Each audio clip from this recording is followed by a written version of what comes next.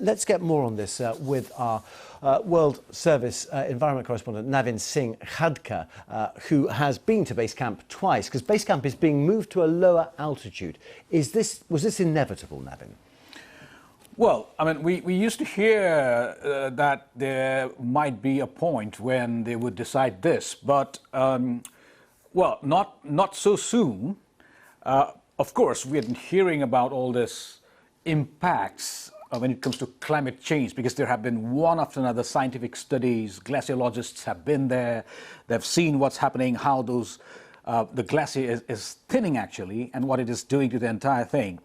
As you know, it's a super sensitive landscape there.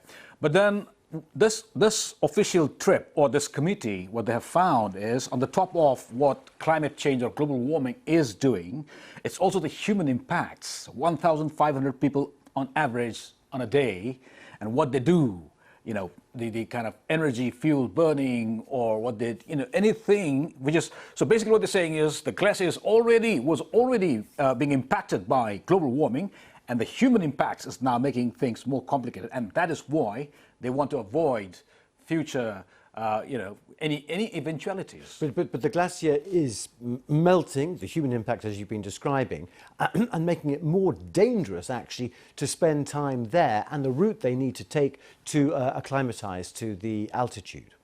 Yeah, so basically, see, the thing is, I mean, of course, up until now, they'll have to take the same Khumbu icefall route.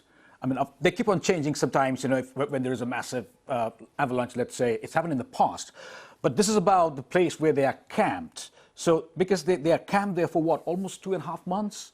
And that's a massive time, Yeah. So they just go there and then they acclimatize themselves, and then they do rotation. It's not just climbing at a go, you see. So when you're in the base camp, so you first go to camp 1, come back, then camp 2, come back, camp 3, come back. It's rotation, it's called rotation. And then only during the final window, that's when you do the summit, and then you come back. So it's a camp where you spend 2.5, nearly even 3 months. And that is why already it's a glacier, which is already impacted by climate change, receding or thinning, and therefore you had this ice cliffs there, is all melting and destabilizing the landscape. And that's why. All right, Navin, thank you very much indeed for explaining that. Navin, who's actually been to base camp a couple of times already.